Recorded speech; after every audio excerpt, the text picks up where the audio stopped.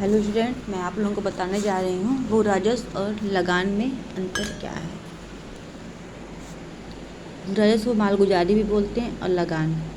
देखिए, लगान की प्रक्रिया हमारे यहाँ इतिहास गवाह है।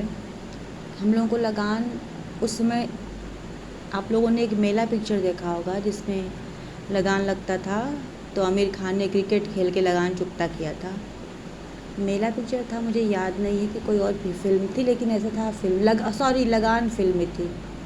लगान फिल्म में ही आपने लगान देखा था। लगान क्या होता है कि प्राचीन समय से चलता आ रहा है। जो मजबूत वर्ग होता था वो निचले वर्ग से सेवा के रूप में, किसी भी रूप में लगान लेता था। इससे लोगों का बहुत ज़्यादा शोषण होता था। जब हम स्वतंत्र हुए तो धीरे धीरे ये सब प्रक्रिया समाप्त हुई। लेकिन अभी भी जो असामी हैं, जो कृषि कायस्थ के आसामी होते हैं, या अगर हम अपना खेत रेहन बंधा इत्यादि दे देते हैं तो हमें लगान देना पड़ता है, जो हमसे उच्च कोटि का साहूकार होता है। भू राजस्व और लगान में अंतर क्या है? भू राजस्व की अदायगी का दायित्व सदैव भूमि पर होता है, धारा 153, और लगान की अदायगी का दायित्व सदैव असामी पर होता है, धारा 138, या जो लेता है उस पर होता है। भू राजस्व का भुगतान सदैव राज्य सरकार को किया जाता है, क्योंकि ये भू राजस्व है। लगान की अदायगी असामी द्वारा भूमिधर को या ग्राम पंचायत को किया जाता है। भू राजस्व की निर्धारण निश्चित मापदंडों के आधार पर करती है, जो असिंचित भूमि पर कम से कम 5 बीघा और अधिकतम देखिए, भू राजस्व का निर्धारण निश्चित मापदंडों के आधार पर करती है। कौन? State government. जो असिंचित भूमि, जो भूमि पे सिंचाई नहीं होती, खेती नहीं होती है, कम से कम 5 रुपये बीघा, और जिस पे सिंचाई होती है, खेती होती है, उस पे कम से कम 10 रुपये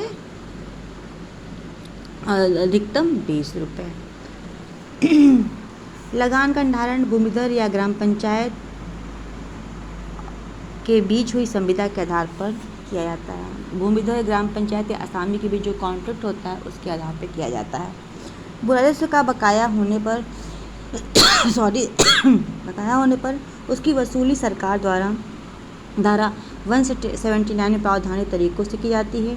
बकान की लगाया की धनराशि की वसूली के लिए राजस्व न्यायालय में दाखिल वाद के द्वारा किया जाएगा। 131 क्लास 4 में प्राकृतिक आपदा आने पर राज्य सरकार भू राजस्व को पूर्णतः माफ़ कर सकती है, माफ़ भी करती है।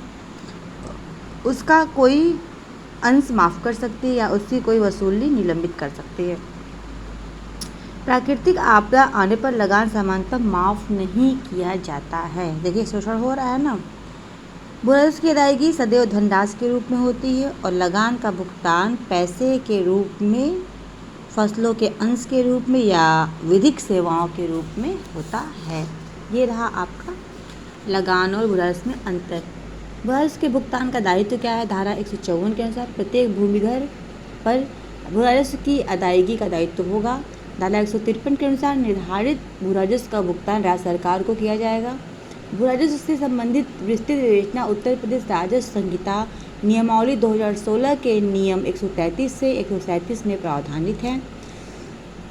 नियम 134 के अनुसार भू राजस्व का निर्धारण असिंचित क्षेत्र के लिए न्यूनतम 5 और अधिकतम 10 रुपये प्रति एकड़ होगा।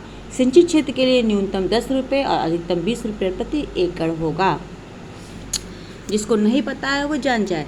भू राजस्व के में छूट, राज्य सरकार कतिपय आधारों पर भू राजस्व के में पूर्णतः छूट प्रदान कर सकती है या अंशतः छूट प्रदान कर सकती है।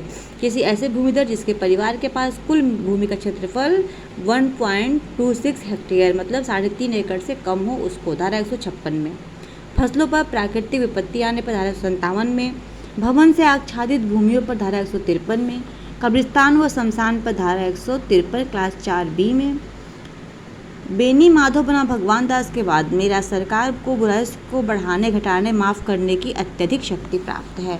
लगान स्थगित करने का प्रभाव, धारा 159, लगान जितनी अवधि तक स्थगित रहेगा उसकी वसूली के लिए लाए गए वाद के लिए अनुज्ञत परिसीमा काल की गणना करते समय ऐसे समय को सम्मिलित नहीं किया जाएगा। ऐसे स्थगन की अवधि में वसूली के लिए कोई वाद दाखिल नहीं किया जाएगा।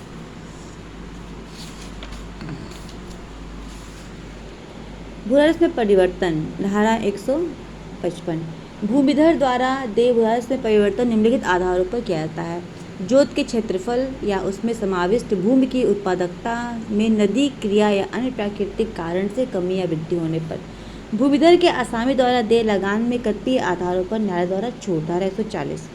आसामी के विरुद्ध लगान की बकाया की वसूली के लिए लाए गए वाद की सुनवाई करने वाले न्यायालय का यह समाधान हो जाए कि बकाया की धनराशि अवधि में निम्नलिखित आधारों पर लगान में छूट की मांग न्यायालय कर सकता है। किन आधारों पर?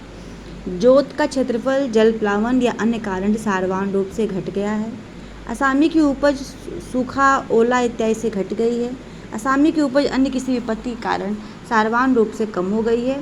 तब न्यायालय जैसा न्याय संगत प्रतीत हो आसामी की लगान में छूट प्रदान कर सकता है। ये रहा आपका लगान और भूराजस्व में अंतर। दूसरा क्वेश्चन मैं अभी इसी में बता देती हूँ नेक्स्ट लेक्चर में। Thank you so much. Channel से बने रहिए, लाइक कीजिए, शेयर कीजिए, सब्सक्राइब